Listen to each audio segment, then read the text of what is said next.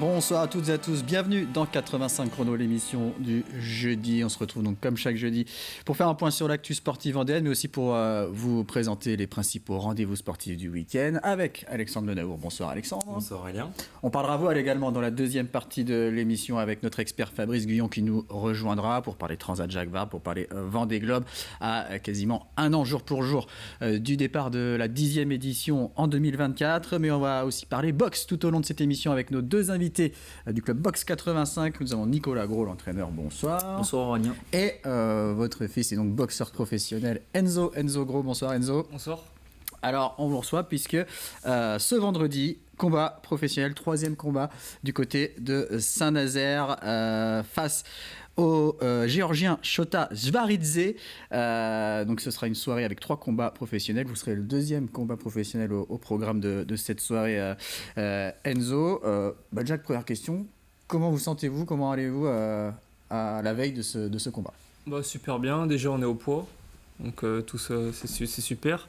Et non, on a fait une super préparation. Avec le préparateur physique, on a bien bossé physiquement, plus en mode pro qu'en mode amateur. Pareil, on s'est adapté par rapport au dernier combat avec mon père. Donc non, super préparation, je me sens au top et maintenant, il n'y a plus qu'à sur le ring. Alors, vous êtes au poids, vous êtes dans la catégorie poids léger, c'est-à-dire moins de 61,200 kilos. Donc, 3e combat professionnel, puisque vous êtes professionnel depuis fin avril. Vous avez commencé par une victoire contre le Serbe Arnold Todt, c'était à Laval le 28 avril. Et puis, donc, il y a eu une défaite sur KO le 13 mai contre un autre Géorgien, Bukhuti Tatishvili. C'était du côté de Cambon. Quel premier bilan on peut faire depuis fin avril de cette nouvelle carrière de boxeur professionnel? Premier bilan, c'est que la boxe pro, c'est pas pareil que la boxe olympique. En boxe pro, on est beaucoup plus posé, alors qu'en olympique, c'est 3 rounds, ça va très vite. On cherche vraiment à débiter. Donc c'est pour ça que là, suite à la dernière défaite, on a bossé énormément sur la patience et tout ce genre de choses. Donc on va voir demain si ça a payé. Alors on voit les images justement de ce dernier combat. Quelle analyse vous avez pu en faire avec du recul? Trop de précipitation, un peu sûrement. J'ai voulu aller trop vite. J'aurais dû prendre mon temps et plus bosser en mode professionnel qu'en mode amateur, mais ça m'a servi de leçon dans ma vie et dans ma carrière. J'ai toujours eu des bas, que ce soit avec mes blessures aux mains, et j'en suis toujours sorti meilleur. Donc j'ai pas de doute là-dessus. Je sais que ça va être que le début de très belles choses. Nicolas, quel est votre avis sur ces 2 premiers combats, surtout sur le dernier? Alors le dernier, là vous avez montré les images, mais je peux toujours pas les regarder. Je ne peux pas les regarder, c'est compliqué pour moi. Même si j'ai pris connaissance un petit peu de ce qui s'était passé par rapport à avec d'autres entraîneurs et puis des gens que je connais, qui ont vu le combat, qui m'ont relaté tout ça. Donc on a travaillé là-dessus, pas de précipitation, on a travaillé énormément sur les moyens défensifs en fait, pour être patient, être précis et puis prendre son temps et ne pas se jeter dans la gueule du loup, quoi. En professionnel, on a des gants de 8 et ça pardonne pas. Donc s'il faut passer par là, on va passer par là. On est sur de l'apprentissage. Les 10 premiers combats, ça va être de l'apprentissage. Et après, on va passer aux choses sérieuses. Donc le promoteur a des projets pour lui sur une grosse échéance d'ici 1 an et demi, 2 ans. Donc jusque-là, c'est que du travail, quoi. Donc gagner, perdu, je ne vais pas dire qu'on s'en fiche, ce qu'on veut gagner, on n'a que ça en tête. Mais bon, après, il faut relativiser les défaites. Et puis, on a passé plus d'obstacles que ça encore depuis qu'il est boxeur. On en a passé. Donc c'est pas ça qui va nous arrêter, même s'il y en a qui veulent nous mettre la tête sous l'eau, on est toujours présent et on va aller chercher une grosse échéance, ça c'est sûr. Quand vous dites il y en a qui veulent nous mettre la tête sous l'eau, c'est-à-dire? Vous connaissez le sport de haut niveau, c'est jamais simple, c'est toujours compliqué, ce qui est normal, des fois c'est dans la compétition, des fois c'est dans la méchanceté, des fois c'est dans la jalousie, des fois c'est mais ça fait partie du sport, c'est comme ça, enfin même plus au-delà que du sport, c'est la vie, la vie c'est ça, mais bon, nous ça nous rend toujours plus fort et puis ça reste plaisant, c'est de bonne guerre, y a pas de souci. Enzo, pour rester sur ce sujet-là, vous avez senti aussi que l'environnement, tout ce qu'il peut y avoir autour de la boxe, c'est plus compliqué, plus dur en pro qu'en amateur? Après, je fais pas vraiment attention à tout ça. Moi, je me focalise sur mon travail. Parce qu'il n'y a que ça qui paye. Donc, non, vraiment focaliser sur mon travail. Je fais pas attention à tout ce qui est autour. Je retiens le bon et le négatif, on l'enlève. Et puis voilà. Alors, je disais, combat contre le Géorgien Shota Zvaridze, une victoire et 20 défaites. Qu'est-ce que vous savez, qu'est-ce que vous connaissez de ce boxeur? On a pu regarder un peu sur Internet, donc c'est un boxeur assez virulent qui va à la bagarre. Donc c'est un boxeur intéressant parce qu'il est devant nous au classement, donc ça va nous faire gagner des places. Et puis voilà, on va rester vigilant sur les moyens de défense comme mon père l'a dit et mettre le travail qui a été vu à l'entraînement. Alors, il y a quelques images d'un combat de 2022 de Jvaridze là, qui avait remporté sa seule victoire en professionnel.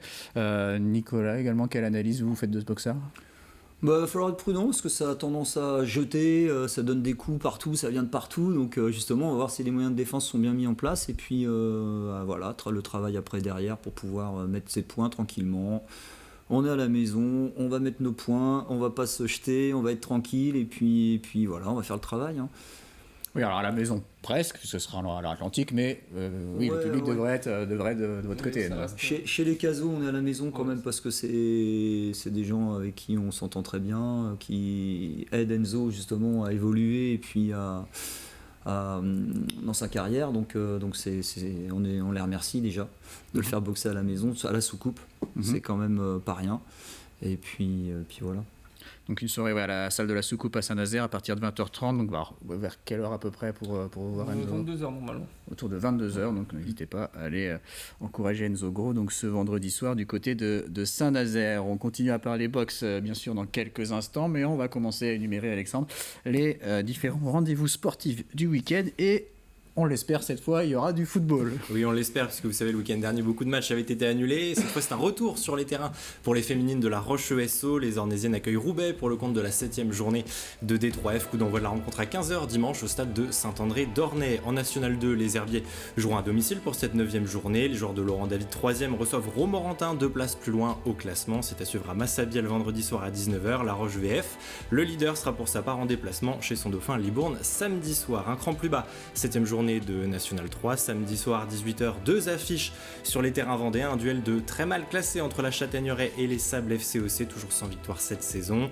Le Vendée-Poiret Foot jouera à Saint-Nazaire avant-dernier, et puis de leur côté, Châlons et Fontenay se rendront respectivement à Château-Gontier et à Laval. En basket à présent, demain soir 20h, vendredi se jouera la 10e journée de National 1 masculine. À la maison Salbeau Séjour, les Sablais accueillent le leader quimpérois. Dans le même temps, Châlons voyagera à Tours, 3e du championnat. En National 2 masculine, 9e journée, Saint-Georges de Montaigu face à Dax. Une semaine un peu particulière pour le club puisque Saint-Georges fêtera demain vendredi son 70e anniversaire. Victoire plus qu'espérée donc pour le match de samedi 20h. En N3, on jouera également ce week-end la 9e journée. 3 affiches au menu. Duel de haut de tableau entre Luçon, Saint-Gem et le leader Brissac-Aubance. Leader, c'est Luçon Saint-Gem et Brissac-Aubance 2e. L'entente des clubs de La Roche-sur-Yon recevra Saint-Rogatien-Nantes et puis Chalon-Riévy accueillera Caen. Chambretot ira pour sa part à Orléans. Lancement de toutes ces rencontres samedi à 20h. Et puis enfin en National 3 féminine, unique match de cette 8e journée. En Vendée, c'est celui de l'Étoile Riévy Basket face à Bressuire. Rendez-vous dimanche 15h30 complexe de la Fay à Saint-Hilaire-de-Riez. Les 3 autres formations vendéennes seront en déplacement.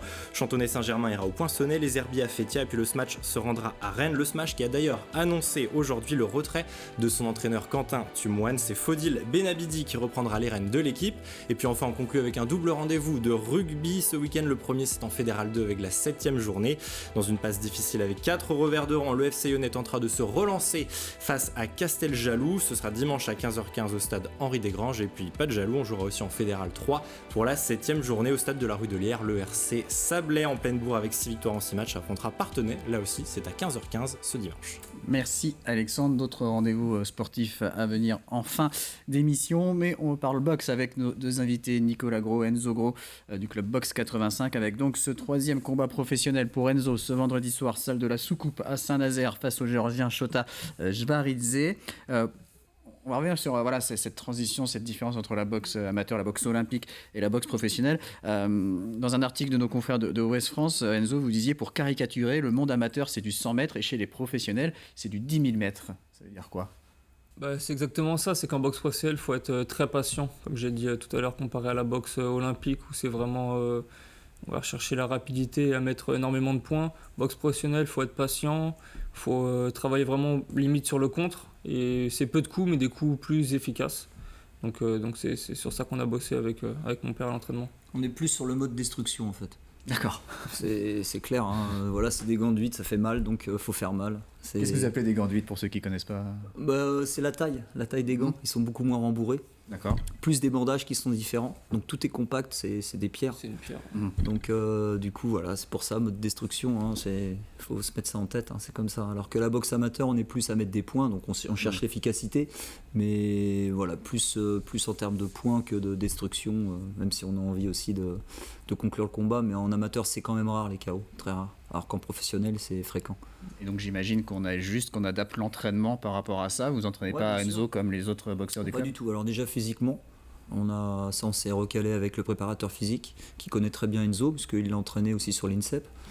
Et puis après, en termes de technicité, c'est pas du tout la même chose. Sur les appuis, il faut être très posé, beaucoup plus.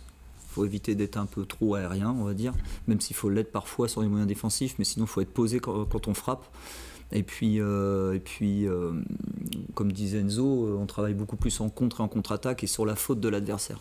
Il faut provoquer les fautes de l'adversaire pour pouvoir toucher et le détruire. Alors ça ressemble à quoi en termes d'entraînement, en termes de masse d'entraînement pour vous, par semaine, par mois? Bon, en termes de masse d'entraînement, ça va pas trop changer. Je suis toujours à 2 entraînements par jour. On va dire 6 jours sur 7. Je me laisse le dimanche en récupération. Et sinon, non, c'est ça, c'est physique le matin et technique après. Technique et opposition le soir, ça n'a pas trop bougé. Ce qui a changé, c'est quand même. Il a beaucoup musculé quand même. Ouais. Son préparateur l'a fait beaucoup évoluer là-dessus. Donc, c'est la complexité, c'était de ne pas trop prendre du poids, mais en même temps prendre en puissance. Et donc, voilà, il a bien travaillé là-dessus. Et puis après, des sparring de qualité, il faut aller les chercher un peu à droite à gauche. Donc on est allé sur Paris, il est allé sur Toulouse, il est allé un peu partout pour essayer justement de comprendre la boxe pro et puis se confronter à des adversaires de qualité, quoi. Donc voilà.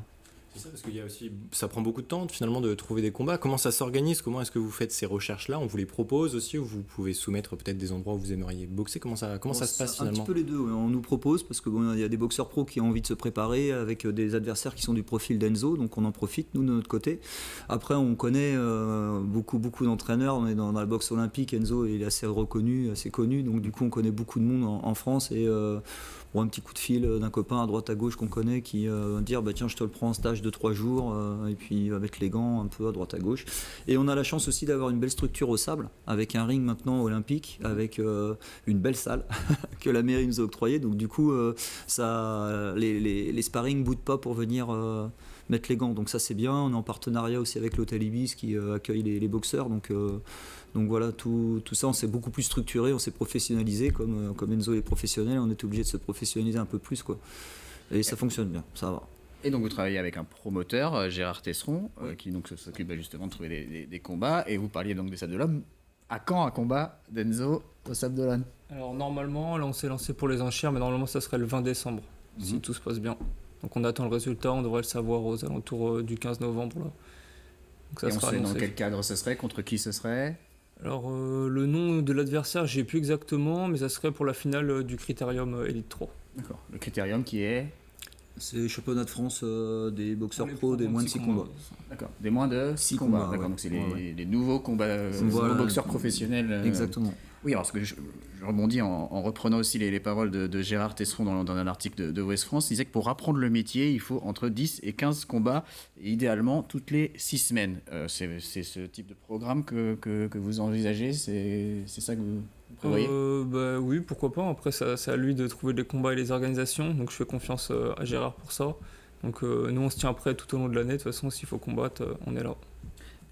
Quel est un peu le plan à moyen long terme? C'est-à-dire, est-ce qu'au bout de ces 10-15 combats, vous ferez un bilan pour savoir si vous continuez ou pas? Est-ce qu'un retour à la boxe amateur est aussi envisagé au bout d'un certain temps? Comment tu vois plus l'avenir?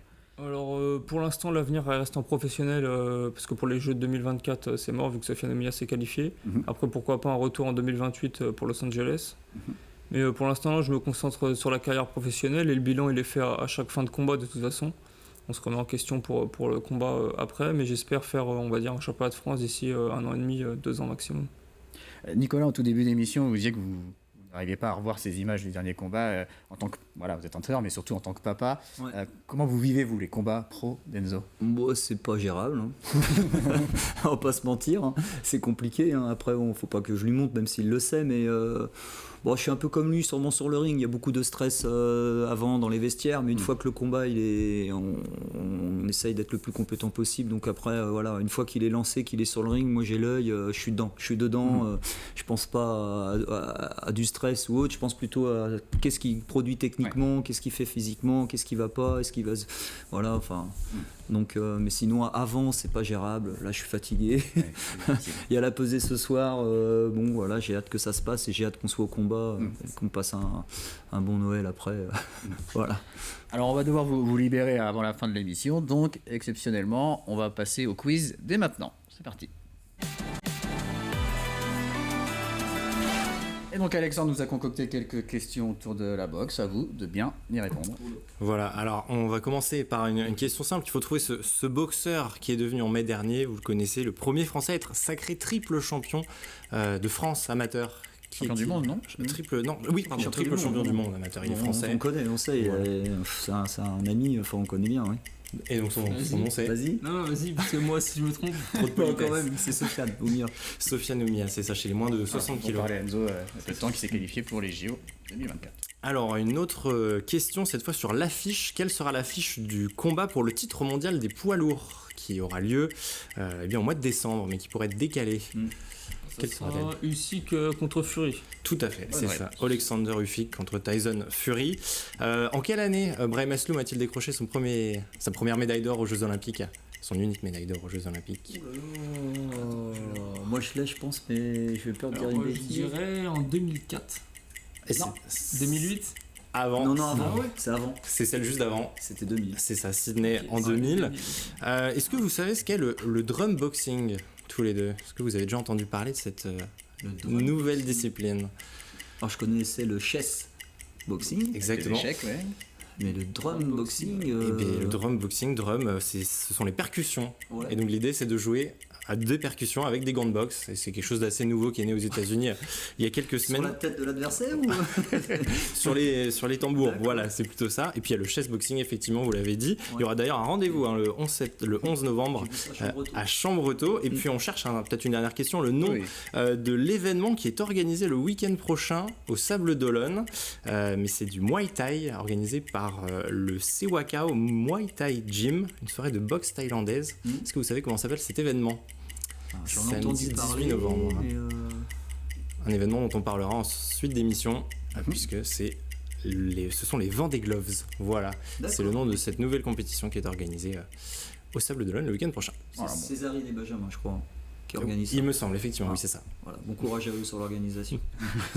Eh bien, merci en tout cas à vous deux. Bon combat ce vendredi, Enzo. On en reparlera bien sûr dans les prochaines émissions sport. Et on va accueillir maintenant Fabrice Guyon pour la chronique voile. Et donc Fabrice Guyon, notre expert voile, nous a rejoint. Bonsoir Fabrice. Bonsoir Aurélien. Actu assez rempli au niveau de la voile et notamment, on l'a suivi, on en a déjà parlé dans nos émissions, la Transat Jacques Vabre. Ça y est, tout le monde est en course, tout le monde est en mer. Alors effectivement, la Transat Jacques Vabre qui fête son 30e anniversaire pour cette 16e édition. 95 bateaux qui devaient prendre le départ effectivement le 29 octobre. C'était sans compter sur une météo capricieuse que l'on a vécue nous aussi, qu'on a subi également sur nos côtes. Effectivement, départ reporté de 9 jours pour les IMOCA, une escale à Lorient pour les classes 40 et les Ocean 50. Là on voit justement sur les images le départ de la deuxième étape de la base des sous-marins à Lorient. Il n'y a que les 5 ultimes qui eux réalisent le parcours prévu initialement. C'est Banque Populaire, d'Armel Leclerc et Sébastien Josse qui mène le bal, sa bataille dure avec SVR Lazartigue de François Gabard et Tom Laperche. Donc comme je le disais, des parcours effectivement modifiés pour les autres classes. L'objectif des organisateurs était à l'origine de faire arriver tout le monde à peu près en même temps pour éviter que les ultimes volent la vedette aux bateaux les moins rapides de la flotte, c'est-à-dire les classes 40 qu'on voit actuellement.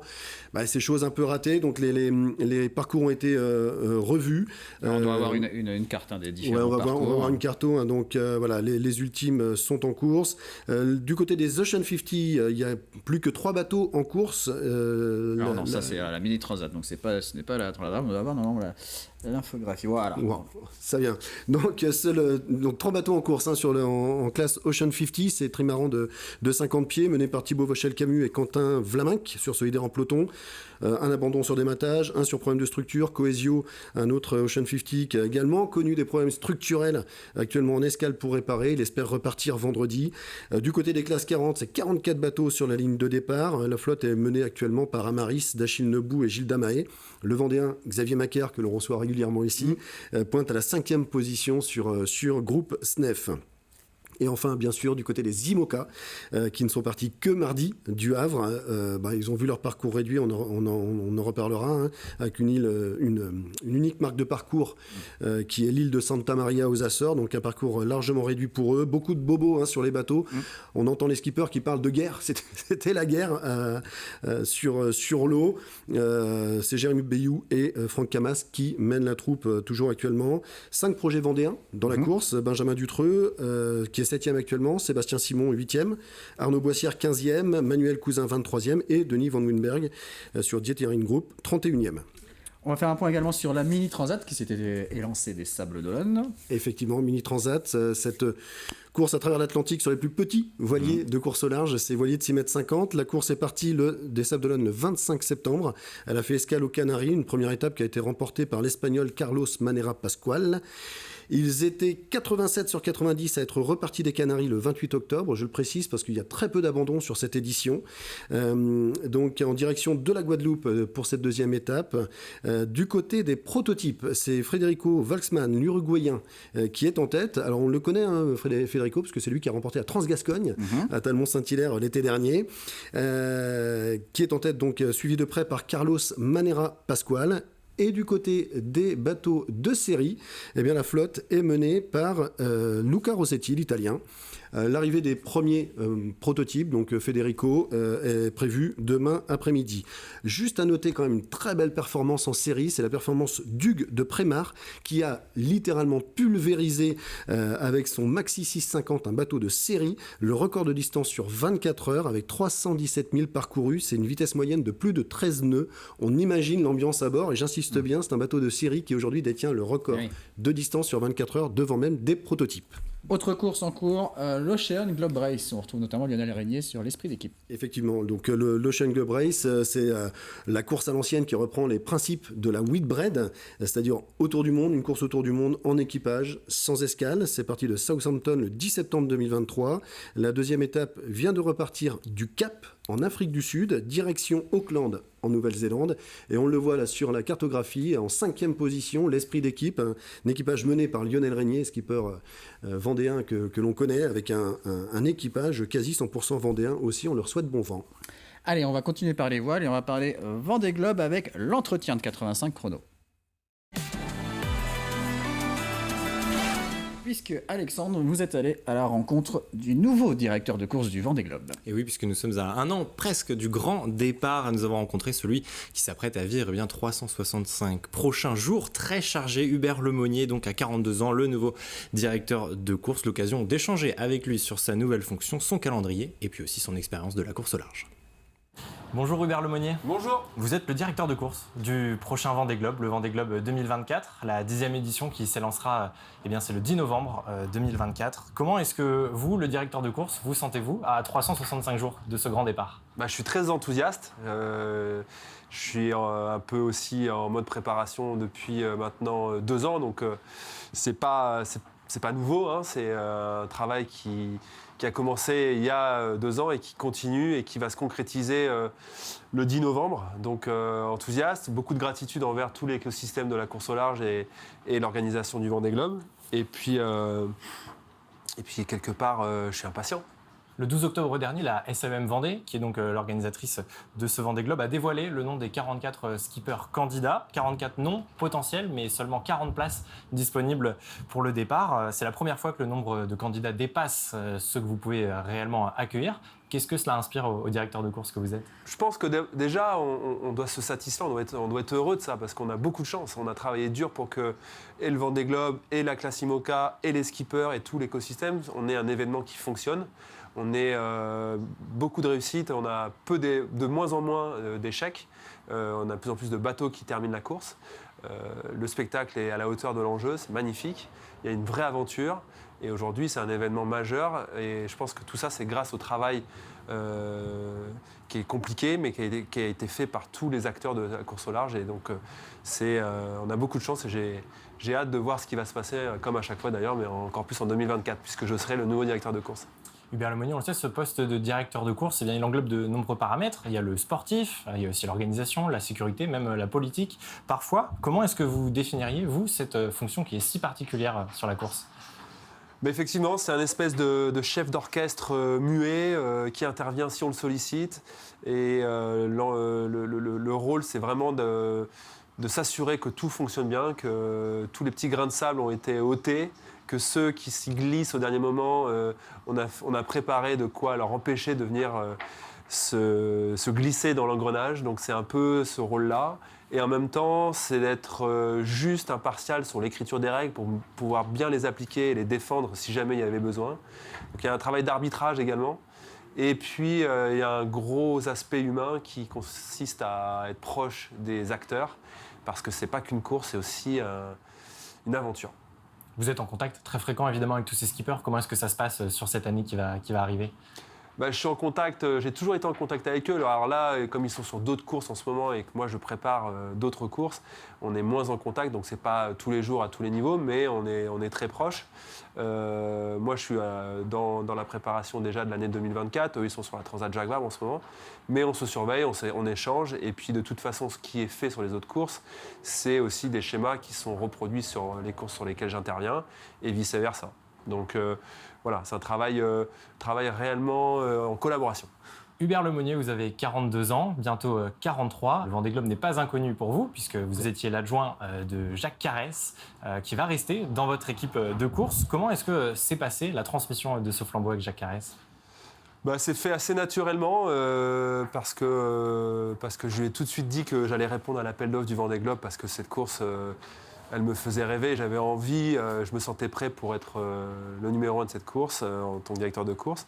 Et donc naturellement, je lui ai dit que dans mon équipe, j'aimerais qu'il soit à mes côtés et qu'on continue à travailler comme on l'a fait, avec un petit changement de position. Mais je pense que notre manière horizontale de travailler avec tout le monde à peu près sur tous les mêmes sujets, c'est un travail d'équipe, c'est pas un travail d'une personne. Donc, il a accepté et je suis très reconnaissant. Heureusement que notre équipe qui a bien fonctionné, les 2 dernières éditions, continue avec une personne en plus, mais on est 5 maintenant, mais continuera en 2024-2025. Ouais.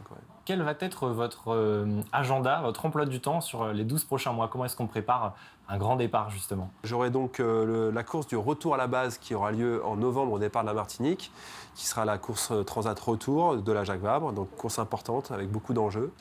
Et ensuite, j'aurai une période un peu plus calme jusqu'en mai pour le départ de la New York Vendée et les Sables d'Olonne, qui partira donc le 29 mai.